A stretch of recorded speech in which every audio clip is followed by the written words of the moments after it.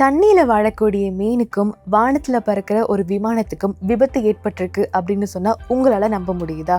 அப்படி ஒரு சம்பவம் நடந்திருக்கு. 1987 மார்ச் 30 ஜீனியோ விமான நிலையத்துல இருந்து அலாஸ்கா நோக்கி பயணித்த ஒரு விமானம் நடுவானத்துல பறந்துட்டு இருக்கு. அப்படி பறந்துட்டு இருக்கும் போது அந்த விமானத்துக்கு எதிர் திசையில இருந்து ஒரு கழுகு வாயில மீனோட பறந்துட்டு இருந்திருக்கு. பறக்கும் போது இந்த விமானத்தை பார்த்த அதிர்ச்சியில அந்த கழுகு இந்த மீனை தூக்கி போட்டிருக்கு. தூக்கி போட்டதுக்கு அப்புறமா விமானத்தினுடைய ரெக்கைகள்ல சிக்கி அந்த மீன் இறந்து போயிருக்கு. இப்படிதான் நடந்திருக்கும் அப்படிங்கறத கெஸ் பண்ணி விமானத்தை தரையிறக்கி கிட்டத்தட்ட 1 மணி நேரம் அதை துப்புரவு பண்ற பணிகள்ல விமான நிலைய அதிகாரிகள் ஈடுபட்டிருக்காங்க. இந்த ஒரு சம்பவத்துல இருந்து நம்ம வாழ்க்கைக்கு கூட ஒரு முக்கியமான விஷயத்தை எடுத்துக்கலாம். நம்ம வாழ்க்கையில ஒரு சில விஷயங்கள் இந்த மாதிரி தான் நடக்கணும் அப்படின்னு நமக்குள்ள சில திட்டங்கள் இருக்கும்.